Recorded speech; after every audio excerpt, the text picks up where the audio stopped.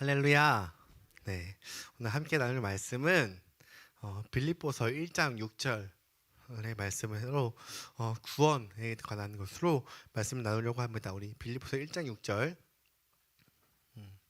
다 같이 합독하도록 하시겠습니다.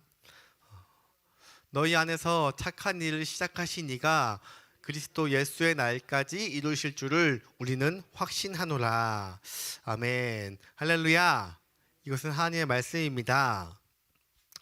이 구원의 문제는 이 기독교 신앙의 기본이에요, 기본. 그런데 교회를 오랫동안 다닌 사람들도 자신이 구원받았는지 못 받았는지 이 구원에 대한 확신을 하지 못하는 경우가 있어요. 이럴 때 우리가 구원의 확신이 없다라고 이야기를 하죠. 또한 이 구원의 확신이 있어도 구원받았다는 것이 어떠한 것인지 정확하게 설명해 보라고 하면은 머리는 알고 있고 많이 말씀에서 알고 있는데 이것을 딱 정리해서 말하는 것을 힘들어하는 경우가 간혹 있어요. 왜냐하면 너무도 당연한 것이니 구원 너무 당연한 것이고 너무도 당연히 우리가 들었기 때문에 흔히 알고 있다고 생각을 하고 우리가 그냥 표현을 잘 못하는 경우가 많습니다. 오늘은 이 구원의 의미에 대해서 다시 한번 말씀을 함께 나누려고 합니다. 구원은 크게 세 가지로 구원에 대해서 정의할 수 있는데요. 다들 한 번씩 들어보셨을 거예요. 칭의, 성화, 영화 들어보셨나요? 우리가 구원의 단계가 세 가지가 있는데 칭의와 성화가 영화가 있는데 그중에서 칭의는 우리가 이미 받은 구원이에요. 이것은 예수 그리스도가 십자가에 못 박혀 죽으시고 부활하심으로 우리 모두에게 이 구원을 이미 주셨어요. 그리고 다음 성화는 우리가 누리는 구원이에요. 우리가 구원을 받아서 이 구원을 우리가 잘 누리고 사는 삶을 우리가 성화라고 하고 그 다음에 영화는 완성될 구원.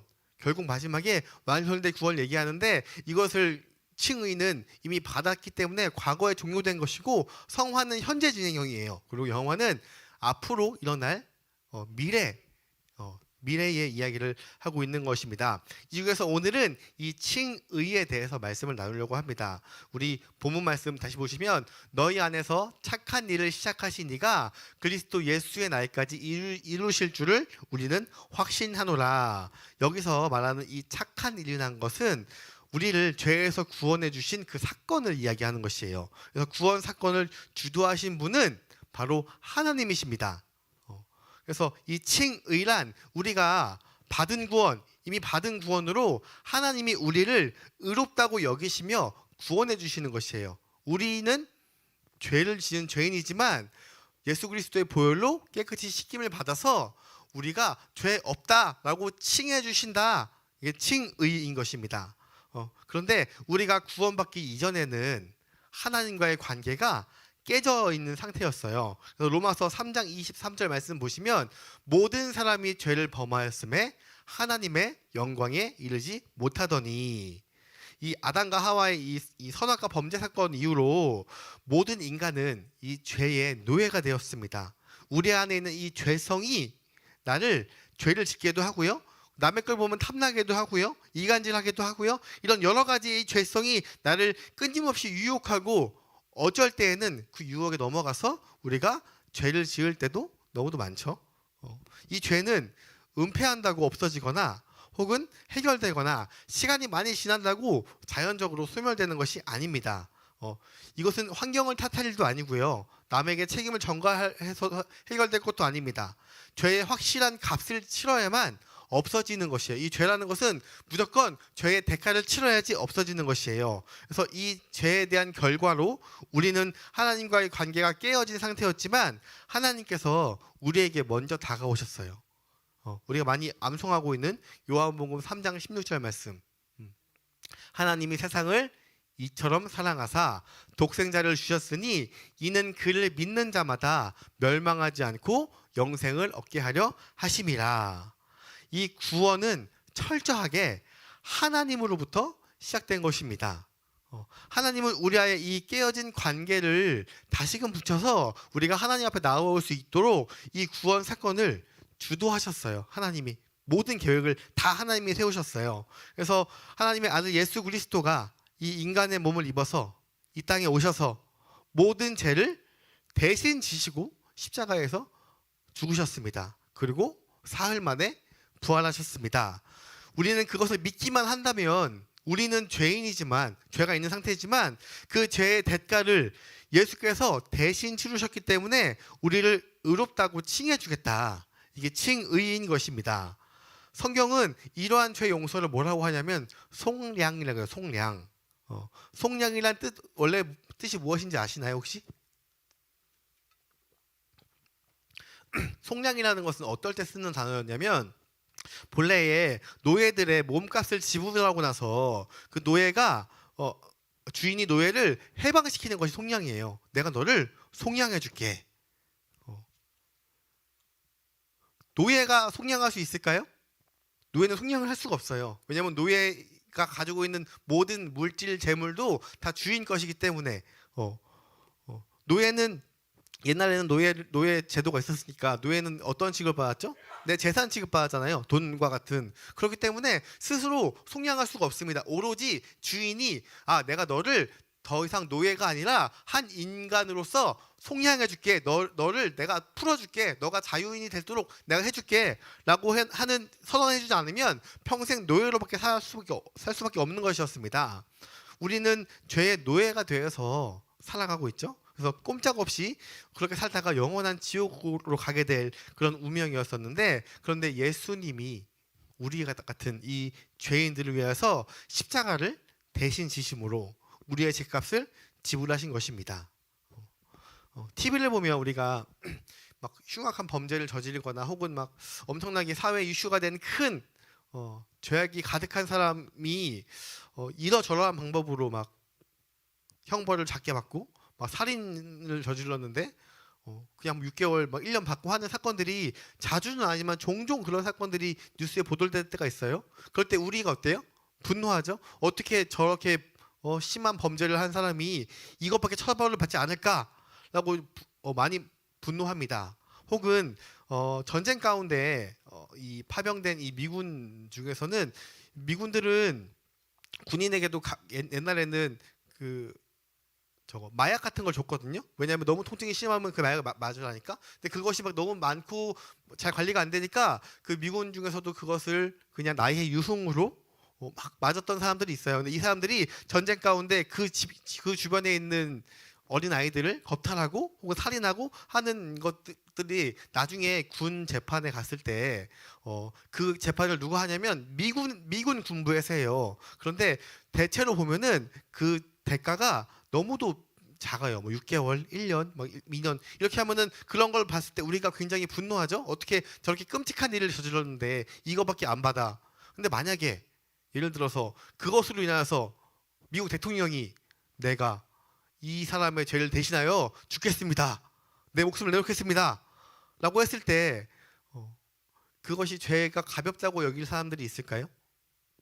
물론 그 당사자가 받는 게 제일 좋지만 그렇게 큰 우리가 볼 때에 계급적으로 높은 센 이런 사람들이 대신 제 값을 처리한다면 그거는 우리가 봤을 때 저 미군이 정말 뉘우치고 정말 무언가 살려고 했구나 라고 생각할 거예요. 그런데 이러한 일들은 영화에서도 일어나지 않습니다. 그런데 나의 죄를 위하여서 십자가를 지신 그 예수님은 그 예수님의 보혈은 정말 이것과는 비교도 안 되는 말도 안 된 그 엄청난 것이었어요. 하나님의 아들이 자신의 목숨으로 나의 죄값을 치른다면 이 세상에 그 누구도 이 형벌이 가볍다고 여기지 않을 것이에요. 그래서 예수 그리스도의 죽음만이 온 인류의 죄 문제를 해결하는 유일한 답이고 유일한 길이었습니다. 그래서 우리는 죄의 노예로 살다가 영원히 지옥으로 갈 수밖에 없는 사람들이었었는데 예수님께서 우리 죄인들을 위해서 십자가를 대신 지심으로 그리고 죽으심으로 우리의 죄값을 지불하셨습니다. 제가 계속 반복하는 이유는 정확하게 명확하게 알게 하기 위해서 계속 반복하는 것입니다. 우리의 죄를 회개하고 예수님을 구주로 영접할 때에 그 예수님의 보혈이 우리의 죄값을 치르게 되는 것이에요. 그때 비로소 우리의 영혼이 자유함을 얻습니다. 이것이 바로 구원입니다. 구원. 우리가 믿고 이야기하는 이 구원인 것입니다. 사람이 구원받았다는 것은 죄 사함을 받았다는 것이에요. 죄의 대가를 다 치렀다는 이야기인 것입니다. 이젠 더 이상 우리가 죄의 노예가 아닌 것입니다. 완전한 자유인, 완전한 하나님의 백성으로 영원한 자유인으로 살아가는 것입니다. 죄의 노예가 한순간에 하나님의 자녀가 된 것입니다. 우리 이 개신교의 신학의 핵심은 오직 의인은 믿음으로 말미암아 살리라. 로마서 1장 17절에 오직 의인은 믿음으로 말미암아 살리라인 것입니다. 십자가만이 인간의 죄를 없애고 사탄의 권세에서 우리를 구할 수가 있는 것이에요. 그래서 인간은 이 그리스도의 이 보혈의 공로를 믿는 그 믿음으로만, 그 그리스도의 공로의 그 보혈을 믿는 믿음으로만 우리가 구원을 받을 수 있습니다. 하나님이 복음을 들려주시면서 구원을 받으라고 하신 것입니다. 이미 다 주셨고 그 다 주신 구원을 우리는 받으라고 이야기하신 것입니다. 우리가 착해서도 아니고요, 선한 일을 많이 해서도 아니고요, 100% 하나님의 은혜로 우리 모두에게 주신 것입니다. 이것을 칭의라고 하는 것이에요. 우리는 거룩하지 않지만, 우리는 죄악 가운데 있지만, 우리는 죄 가운데 영원히 갇혀 있지만, 이 죄의 대가를 신이신 하나님이 인간의 몸을 입어서 예수 그리스도로 오셔서 이 땅 가운데 우리 모두의 죄를 위하여서 죽으시고, 십자가로 죽으시고 부활하신 그 순간 우리 모두의 죄를 대신 값을 치러주신 것이에요. 그래서 우리는 이 영원한 하늘나라의 법으로 우리를 무죄라고 선포해 주시는 것입니다. 그 즉시 아무리 추악한 죄라도, 내가 정말 심한 이 세상 가운데 정말 용서받지 못할 심한 범죄를 저지른 사람도 이 보혈의 권세에 힘입어서 완전하게 용서가 되는 것이에요. 다시는 사탄이 우리를 하나님 앞에 고발하지 못하게 완전히 하나님께서 해결해 주신 것입니다. 따라서 우리는 이 그리스도의 의를 믿는 오직 그 믿음으로 그냥 그것을 받아들이기만 하면 돼요. 다 좋기 때문에 이렇게 받기만 하면 돼요. 그런데 이것을 받지 못하면 결국 천국에서 결국 하나님 앞에 나아가서 너는 이 죄가 해결되지 못했구나 라고 해서 지옥에 갈 수밖에 없는 것입니다. 믿음으로 하나님의 은혜를 받는 즉시 하나님께서 의롭다고 여기심을 받는 것을 바로 이 구원이라고 하는 것이에요. 이게 얼마나 믿기 어려운 은혜예요. 그 대통령마저도 그렇게 못할 텐데, 이 세상에 그 어떠한 사람도 대신 그것을, 한 사람의 생명은 감당할 수 있을까 말까 우리가 생각할 수 있지만, 어떻게 모든 사람을 다 그렇게 해결하는 것이 정말 믿지 못할 그 큰 구원의 은혜잖아요. 바로 이것이 바로 이신득의, 믿음에 의한 의롭다 하심.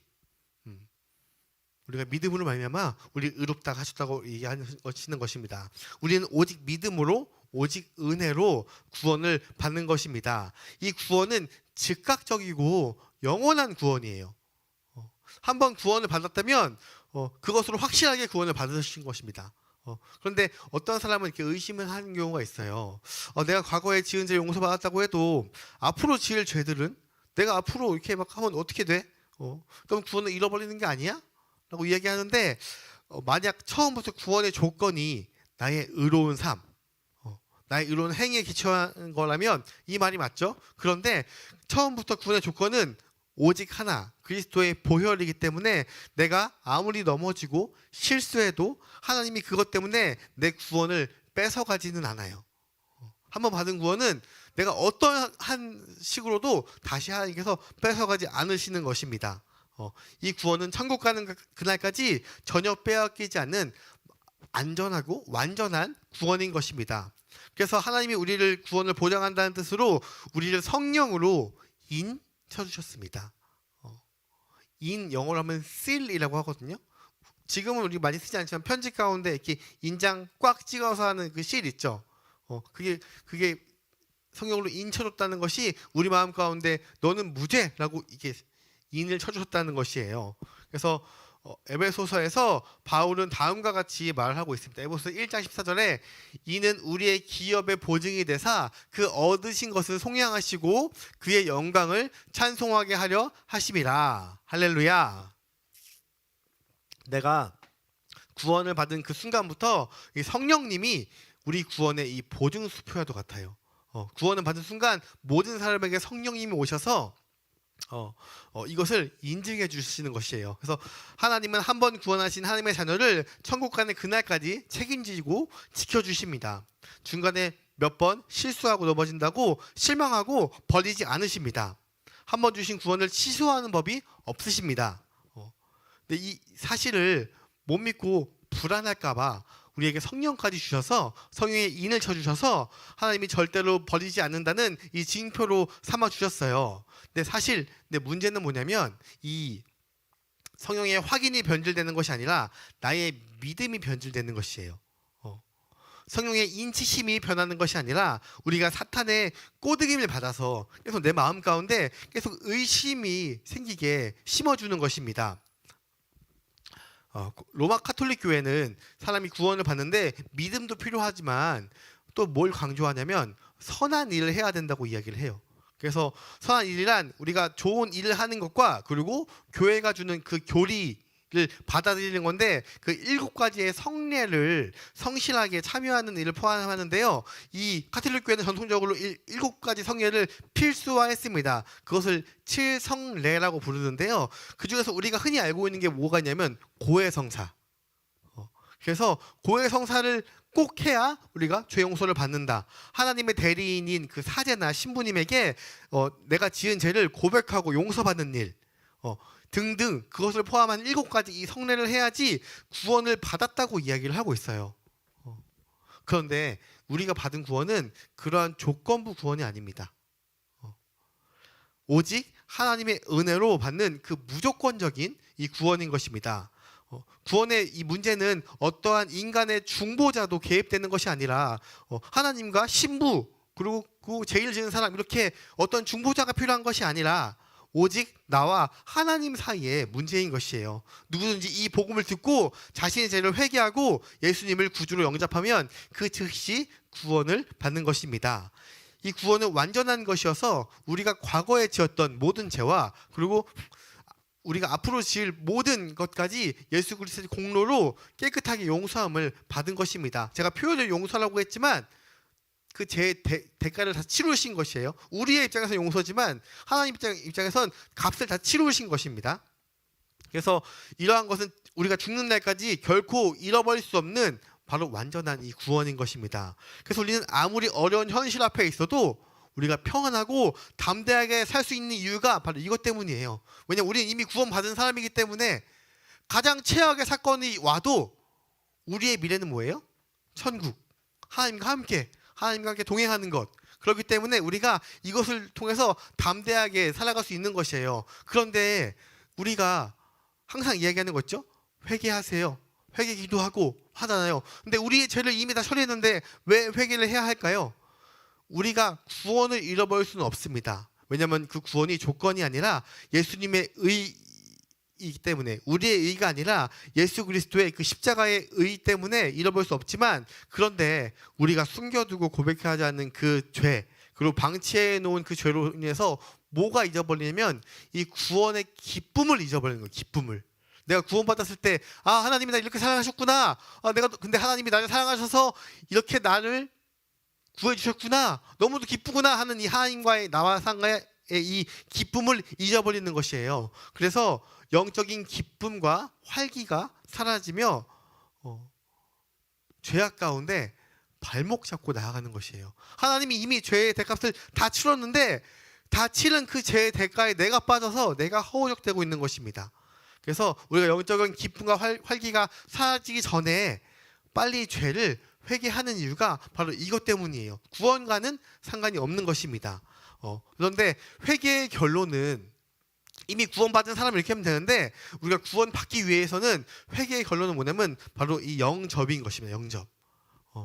영접은 마음의 변화가 일어나서 우리가 여태까지 지었던 이 죄 가운데에서 돌이키고 하나님께로 나아가는 실질적 결단을 이야기하는 것이에요.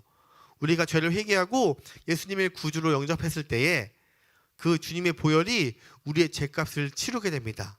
에베소서 1장 7절에 우리는 그리스도 안에서 그의 은혜의 풍성함을 따라 그의 피로 말미암아 속량 곧 죄 사함을 받았느니라. 죄 사함은 완전한 용서를 말합니다. 우리가 진심으로 회개하고 예수님을 믿는 자들에게 주시는 완전한 용서시며 축복입니다.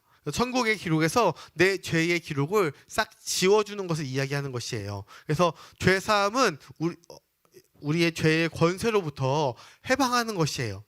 더 이상 사탄이 나를 지배하지 못하는 것입니다. 예수 그리스도의 보혈을 옷 입은 나에게 더 이상 사탄의 유혹과 핍박에 우리가 통하지 않게 되는 것이 바로 이 죄 사함인 것입니다. 죄 사함을 받았다는 것은 내 과거의 죄는 물론 미래의 모든 죄까지 다 무너뜨린다는 이 뜻입니다. 말씀을 정리하겠습니다. 인간은 이 죄의 노예가 되어서 꼼짝없이 영원히 지옥에 갈 수밖에 없는 그런 사람들이었습니다. 그런데 예수님이 그러한 죄인들을 위하여서 십자가를 대신 지시고 죽으심으로 모든 죄의 값을 다 지불하셨습니다. 이미 지불하시고 끝내셨습니다. 그리고 부활하셔서 우리 그것만 믿기만 하면 우리도 예수 그리스도처럼 천국에서 부활했을 때 천국에서 하나님과 함께 살아갈 수 있는 것입니다. 이것을 믿음으로 받는 즉시 하나님으로부터 의롭다 함을 여기는데 이것이 구원이고 칭의. 너는 의롭지 않지만 내가 의롭다고 칭해줄게. 칭의인 것입니다. 이 구원은 즉각적이고 영원하며 결코 빼앗길 수 없는 안전한 것입니다. 하나님은 우리를 이 구원을 보장한다는 뜻으로 성령님을 보내주셔서 성령으로 인쳐주셨어요. 그래서 우리가 구원받으면 하나님의 자녀가 되는 것입니다. 하나님이 이 구원 역사하심을 믿고 이번 이제 우리 고난주간에 예수님에 대해서 더욱 생각하고 감사하며 항상 말씀으로 성령 충만함으로 사탄이 우리 죄 가운데 이미 빠져서 죄의 모든 문제를 다 해결했지만 끊임없이 유혹합니다. 너 아직 아니야.